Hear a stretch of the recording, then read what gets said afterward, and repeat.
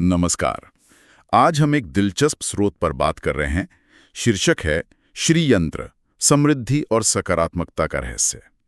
ये स्रोत श्री यंत्र को सीधे देवी लक्ष्मी का ही भौतिक स्वरूप बताता है। जी हाँ। तो चलिए देखते हैं ये स्रोत क्या कहता है। श्री यंत्र क्या है और खासकर ऑफिस या बिजनेस के लिए इसका क्या महत्व बताया गया है। बिल्कुल। तो स्रोत के हिसाब से श्री यंत्र एक खास ज्यामिति डिजाइन है। इसमें 9 त्रिकोण होते हैं जो एक दूसरे को काटते हैं, इंटरलॉक करते हैं।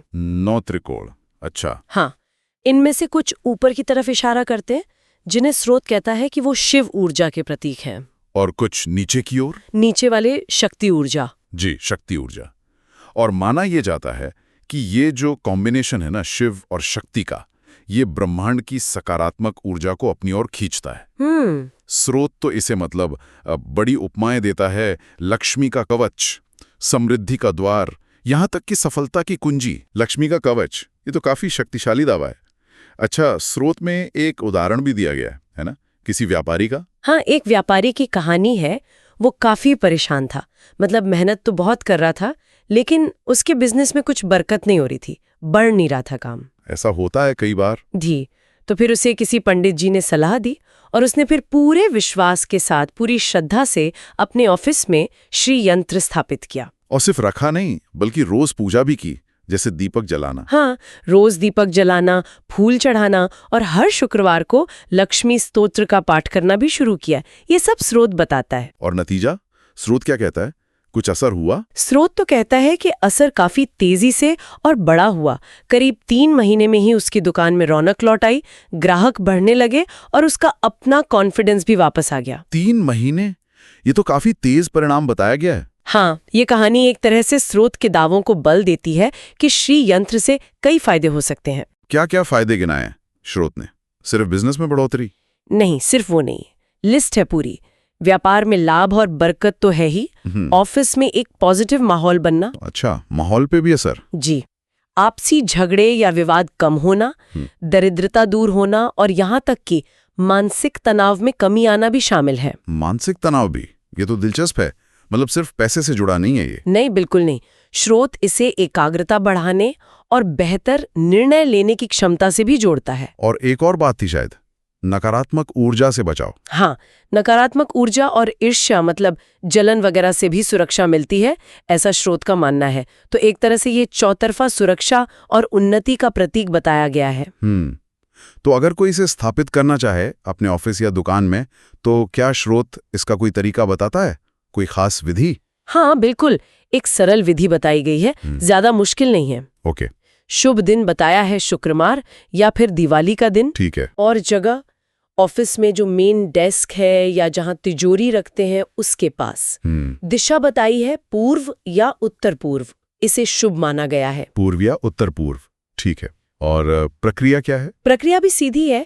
एक साफ चौकी लें, उस पे लाल कपड़ा बिछाएं, फिर यंत्र को रखें। यंत्र किस धातु का हो, कुछ बताया है? हाँ, स्रोत कहता है कि चांदी, तांबा या स्फटिक, मतलब क्रिस्टल का यंत्र शुभ होता है। चांदी, तांबा या क्रिस्टल? जी।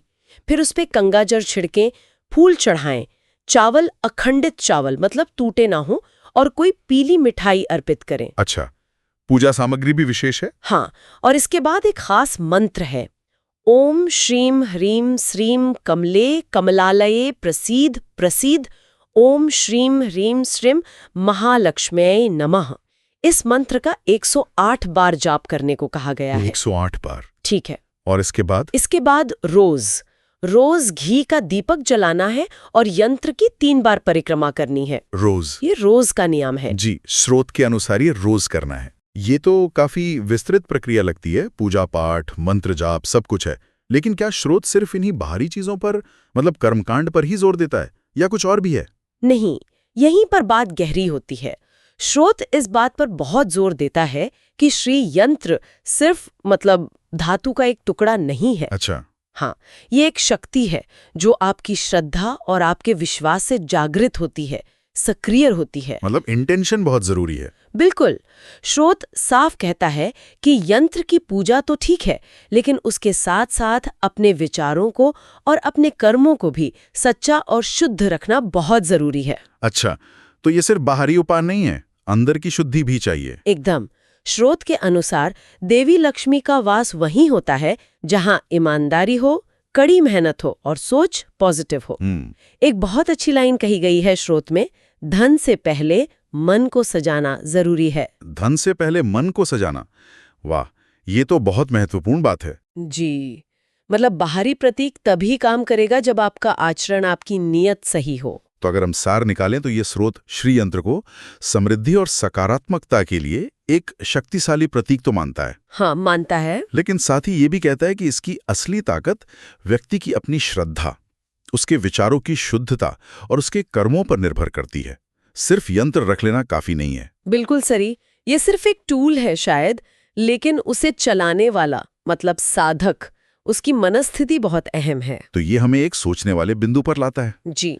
स्रोत कहीं ना कहीं बाहरी प्रतीकों जैसे श्री यंत्र की पूजा और हमारे आंतरिक गुणों जैसे ईमानदारी, सकारात्मकता, इनके बीच एक कनेक्शन बता रहा है ना? हाँ, एक गहरा संबंध सुझा रहा है। ये सोचने पर मजबूर करता है कि जीवन में लक्ष्य पाने के लिए बाहरी साधन कितने जरूरी हैं और हमारे अंदर के गुण कितने, और इन दोनों में संतुलन कैसे बनता है, ये एक दूसरे को कैसे प्रभावित करते हैं। ये विचार करने लायक प्रश्न है।